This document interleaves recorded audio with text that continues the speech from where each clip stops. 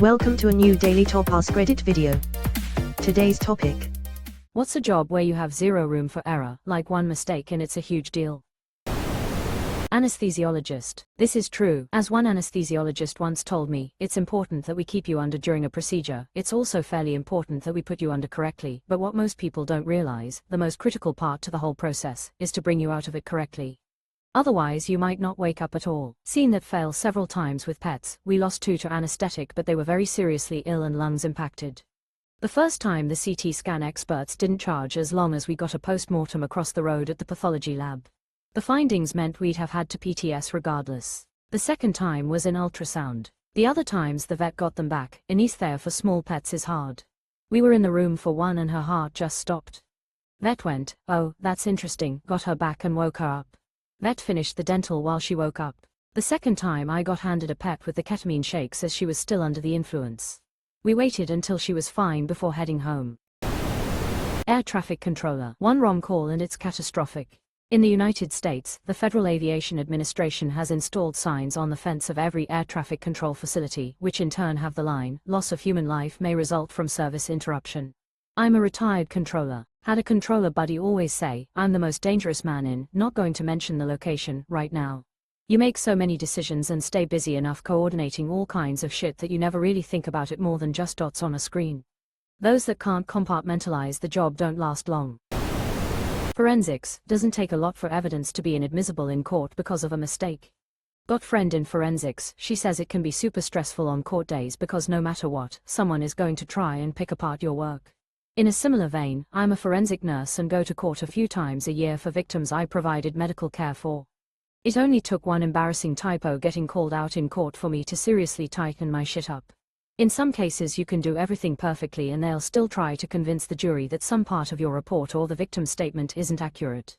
You kind of have to just expect it to some degree and prepare accordingly. Bomb disposal. If I get it wrong, it's not like you'll be able to yell at me, Kaylee, Firefly.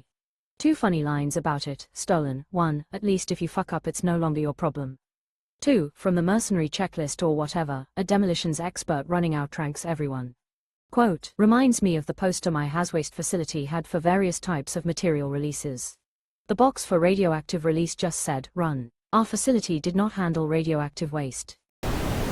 The guy who checks the safety harness on a bungee jump. This actually happened. A girl died bungee jumping because a misheard, "no jump," was taken as, "now jump," and she jumped before the cord was secured. Who the hell decided that the call should be, "no jump"? Like why even put the word, "jump," in there? That's just asking for it.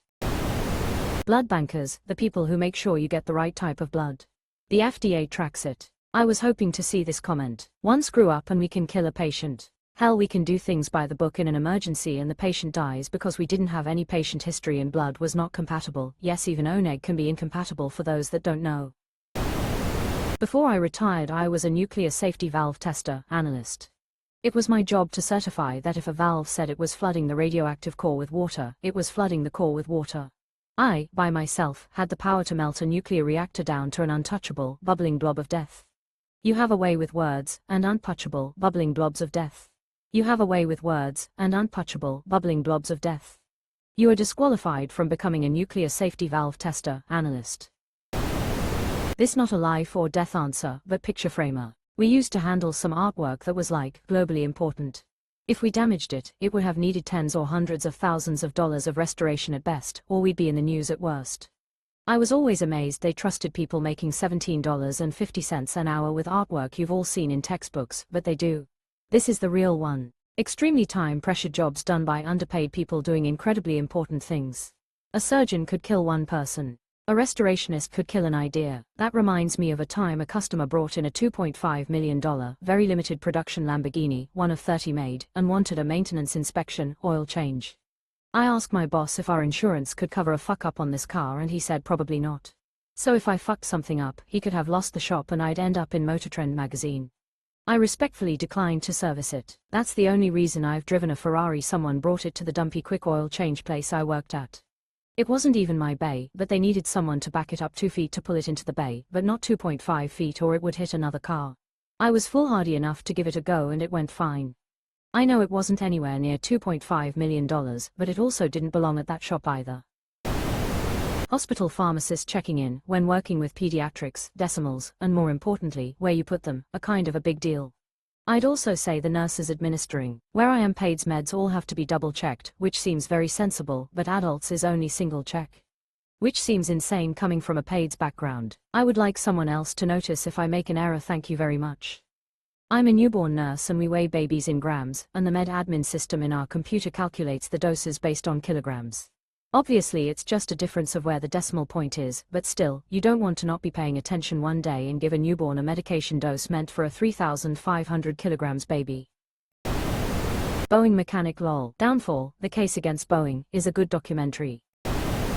Airplane mechanics, the people responsible for ensuring a plane is safe to fly. Edit, allow me to rephrase. I am referring to the person whose job is to ensure that a plane is functioning properly, has no defects and is safe to fly.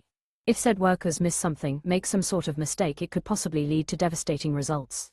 I don't know the exact job titles of this position. I'm an aircraft mechanic and people mess up all the time. It's less about doing it correctly every time and more about having enough people look at to catch the mistakes.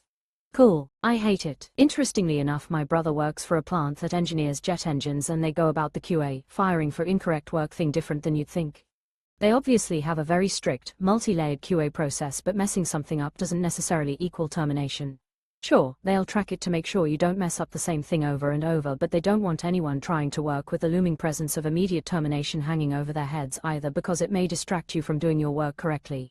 They don't want anyone trying to work with the looming presence of immediate termination hanging over their heads either, because it may distract you from doing your work correctly.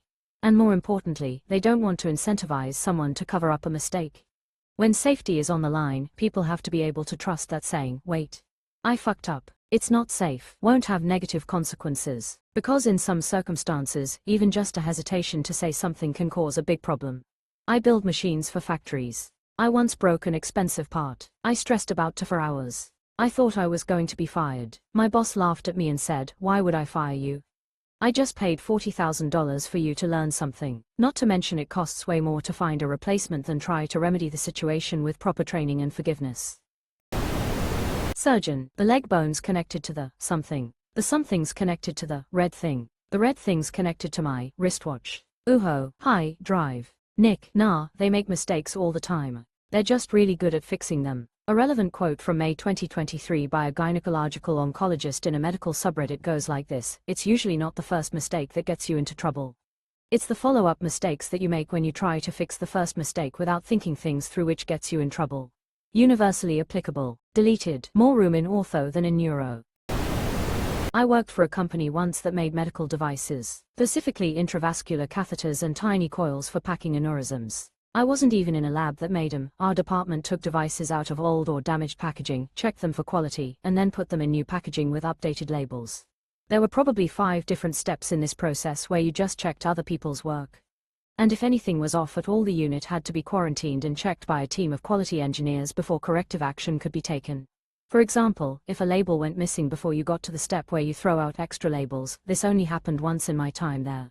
Then everyone would stop everything and look for the missing label. We checked processed units, we checked in-process units, we unlocked the trash cans and searched through hundreds of discarded labels, checking the specific unit numbers on each one, looking for the missing label. When we couldn't find it, every single unit we processed that day was quarantined, reviewed by a quality engineer team, and then reprocessed about a month later once the review was complete and a process for reprocessing was approved. Most likely, someone just wrote down a 3 when they meant 2, and there was never any extra label. But if a unit is somehow mislabeled, and it makes it to a patient, then it could kill them. That's interesting. I used to work on helicopters, where safety-critical fasteners required only a duplicate inspection by another certified engineer. More than one person could be killed in this scenario. Well, in my case, we were often working on different kinds of devices at the same time, different sizes and functions, almost always a difference so small you couldn't tell with the naked eye. Mill workers. Respect to anyone working around massive equipment daily. In developed countries, there's multiple layers of safety. I'm not saying that industrial accidents don't happen, but it typically requires multiple failures, and in a healthy system the worker would have to try really hard to get injured. I'm in a developed country and worked in and out of the steel mills for a long time. I'll never forget how terrifying everything was when I first started. Everything is on fire, bigger than you, and wants to kill you. Tower crane operators. Those guys are placing multi-ton loads with like inch precision hundreds of feet in the air. One wrong move and you could take out a whole floor of workers or drop something through a building. And they do it all day every day. I used to climb cell towers and have worked with cranes a lot. It can be fun work. As long as you follow the rules and take care of your equipment, it's safe. In IT at one of the big banks, I made a typo in a production change request, and even though I found and corrected it within the change window, I was still written up for it. It did not cause any issues. Was told that if it had been discovered after the change window, I would have been fired. Another guy fixed a production issue and retroactively opted the change after. He was fired on the spot. Without any context, this entire statement is just so incredibly vague. No one could possibly know what your personal work lingo is to put together your story. I imagine making changes to the application while being used by customers. The guy announced he was going to make updates after he already made them. Then got fired for it. Change control. Making changes to IT systems is one of the most common ways things break. Change control is a process to verify that the change has been tested and there's a plan in place to put things back if it all goes wrong. It's so critical that failure to follow this process properly is usually grounds for a disciplinary. Meanwhile, we had to run through a full change control process, including a particular change window when we were changing the color of a link on a web page. Partly because our managers we control aficionados, and partly to run up the statistics for exchanges without an outage. There is nothing quite as rewarding as writing up the potential risk section for a change like that. Benefits: adding this animated, under construction GIF will make our website look totally bitchin'. Risks: could potentially find ourselves drowning in pussy from all the hot 18F Carlos who see our bitchin' website. Risks: someone may not like the color green. I did IT for a credit union. Here's my story of royally fucking up. Every day, one of the last things I did was to roll the date on the central computer. When you look at your statement and see a transaction date, the computer assigns that, and then posts the first batch of clearinghouse transactions for the next day. If you've ever gotten direct deposit pay on Thursday night even though payday is Friday, that's what I was doing. Except for the time I accidentally keyed in the date 2 days ahead, not one. So I called my boss, we called the computer company, and we found the reversal process, which was: run a job that tests the reversal and gives you the totals, make sure they match your original totals, run a job that actually reverses the post. Run a job that restores the posted batch of transactions to a ready state. We did that, and, with the exception of a bunch of people having a confusing transaction reversal on their statement, no harm was done. Cut to a year later. I did the same thing, but this time I knew what to do, so I ran through the reversal procedure, did the correct batch, and went home. Came in the next day to find a shitstorm. When I'd done the reversal process, I did step 2 in test mode. But I did step 3 in live mode. So not only were the transactions not reversed, but the batch was no longer available for reversal. Hundreds of transactions had to be reversed manually.